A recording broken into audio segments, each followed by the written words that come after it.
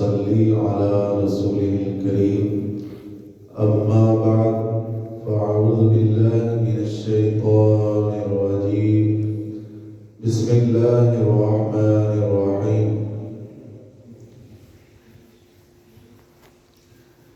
یہودیوں کی ایک جماعت نے سرکار مدینہ صلی اللہ تعالی علیہ وسلم سے کہا تھا کہ ہم سے تورات میں یہ عہد لیا گیا کہ نبوت کا دعویٰ کرنے والا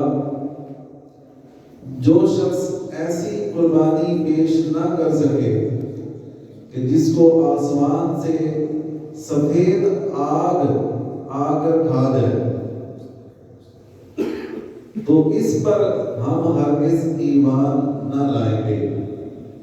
یہ انہوں نے کہا کہ یہ تورات میں ہم سے یہ وعدہ لیا گیا ہے کہ جو بھی بندہ نبوت کا دعویٰ کرے تو اس کے لیے یہ ضروری ہے کہ وہ ایک ایسی قربانی دے جس قربانی کو آسمان سے ایک سفید آگ آ کر کھا جائے۔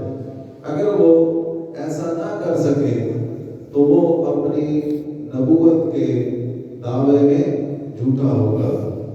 تو اس پر اللہ تبارک و تعالیٰ نے یہ آیت کریمہ نازل فرمائی جس کا آج ہم درس سن رہے ہیں۔ فرمایا الذین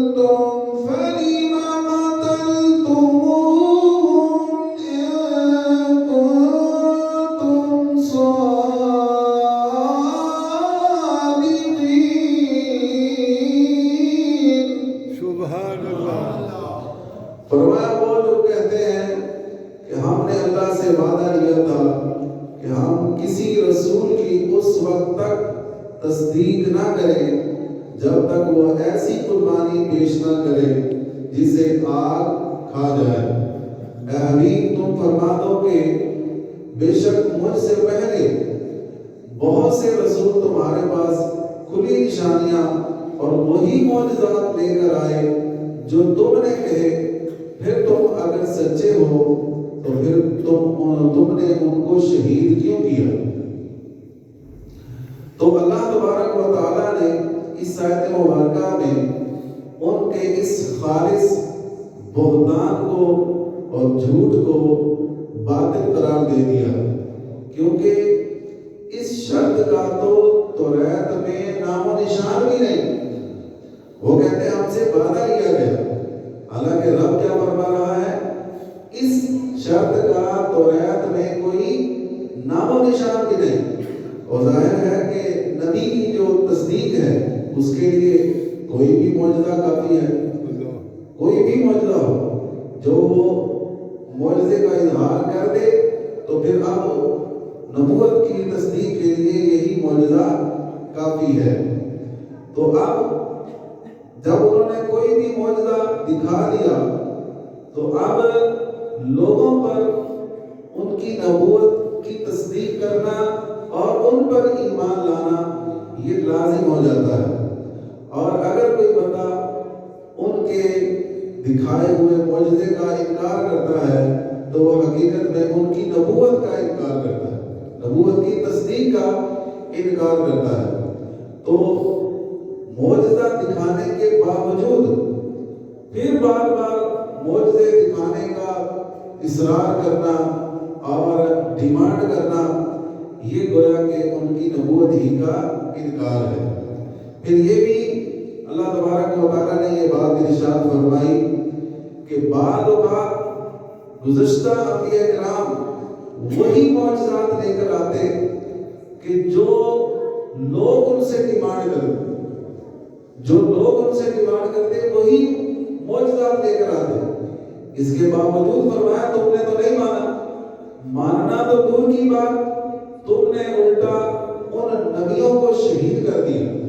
فرمایا اگر تم سچے تھے تو انہوں نے تمہاری مرضی کے مطابق معجزے دکھائے، تو پھر تم ان پر ایمان کیوں نہ لائے؟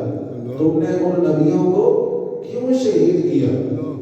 اور اس پوری گفتگو میں ایک بات ہمیں یہ بھی واضح ہوتی ہے کہ جب کوئی چیز کسی معقول دلیل سے ثابت ہو جائے تو اسے مان لینا لازم ہے، اسے مان لینا لازم ہے. اور دلیل سے ثابت ہو جانے کے بعد خواہ مخواہ مخصوص قسم کی دلیل کا مطالبہ کرنا یہ یہودیوں کا کام ہے. یہ کس کا کام ہے؟ یہودیوں کا کام ہے. جس طرح یہ آیت مبارکہ بھی یہودیوں کے جواب میں نازل ہوئی جب انہوں نے نبی پاک صلی اللہ تعالیٰ علیہ وسلم کے سامنے اپنا یہ مطالبہ اور اپنا یہ جھوٹ رکھا تو اللہ تعالیٰ نے اس کا رد فرمایا. تو آج ہمارے ماحول میں بھی ایسے بہت سارے لوگ ہیں کہ جن میں یہودیوں والی صفت پائی جاتی ہے. 100 سال سے 1400 صدیوں سے جو مسلمانوں کے عقائد و نظریات چلتے آ رہے ہیں، مسلمہ عقائد ہیں، ان پر بھی وہ لوگ کبھی کیا اعتراض کر دیتے ہیں، کبھی کیا اعتراض کر دیتے ہیں. پھر وہ ضد کر کے بیٹھ جاتے ہیں کہ جی نبی پاک صلی اللہ علیہ وسلم کے دور سے دکھائیں، صحابہ کے عمل سے دکھائیں، بخاری سے دکھائیں، فلاں جگہ سے دکھائیں تو ہم مانیں گے، ورنہ ہم نہیں مانیں گے. اور بے شمار مرتبہ انہیں ان کی ڈیمانڈ کے مطابق دکھا بھی دیا جاتا ہے، پھر بھی وہ مانتے نہیں. تو اصل مقصد کیا ہوتا ہے؟ ماننا نہیں ہوتا. اصل مقصد کیا ہوتا ہے؟ ماننا نہیں ہوتا، بلکہ ضد اور ہٹ دھرمی ہوتی ہے. تو وہ کبھی بھی اس سے باز نہیں آ سکتے. لہذا ہمیں اپنے عقائد پر، اپنے معمولات پر سختی سے کاربند رہنا چاہیے. اور ایسے لوگ جو آپ سے ہر مسئلے پر، ہر عقیدے پر آپ سے بخاری سے دلیل مانگے اور مسلم سے دلیل مانگے، یا اپنی ایک ڈیمانڈ کی ہوئی مخصوص قسم کی دلیل مانگے، تو ان سے ہمیں خود ہی اپنا آپ بچا کے رکھنا چاہیے، اپنا ایمان بچا کے رکھنا چاہیے، ان کی باتوں میں نہیں آنا چاہیے. ہمارا ایسے کئی مرتبہ تجربہ ہوا کہ ایسے لوگوں کو جب دلیل ان کی ڈیمانڈ کے مطابق بھی دے دی جاتی ہے پھر بھی وہ مانتے نہیں ہیں. تو یہ کس کی نشانی ہے؟ یہ کس کی عادت ہے؟ یہودیوں کی نشانی، یہودیوں کی عادت ہے. آج کے یہودی بھی جانتے ہیں کہ فلسطینی حق پر ہے. آج کے یہودی بھی جانتے ہیں کہ ہم اہل غزہ کو جو ہم شہید کر رہے ہیں، ناحق شہید کر رہے ہیں، پھر بھی وہ ہیلے بہانے بنا کر جو ہے وہ چھوٹے چھوٹے بچوں پر بمباری کر رہے ہیں. کل تو انہوں نے ہر ظلم کی حد پار کر دی کہ ایمبولینس پر انہوں نے بم برسا دیے جس میں پہلے کئی زخمی سوار تھے اور اس کے علاوہ کئی افراد تھے، چھوٹے چھوٹے بچے، ان کو بھی انہوں نے بمباری کا نشانہ بنایا. تو پتہ چلتا ہے کہ یہ جو قوم ہے یہ ضدی اور ہٹ دھرم ہے. یہ تو نبیوں کو ستانے سے باز نہیں آئے، یہ تو نبیوں کو شہید کرنے سے باز نہیں آئے، اللہ پر جھوٹ اور بہتان باندھنے سے یہ باز نہیں آئے. تو پھر آج کے لوگ ان کی شر سے کیسے محفوظ رہ سکتے ہیں؟ اللہ تعالیٰ ان کو نیست و نابود فرمائے اور ہم سب کے جان و ایمان اور خصوصاً اہل فلسطین کی اللہ تعالیٰ حفاظت اور مدد فرمائے. آمین بجاہ النبی الحبیب صلی اللہ تعالیٰ علیہ وسلم. السلام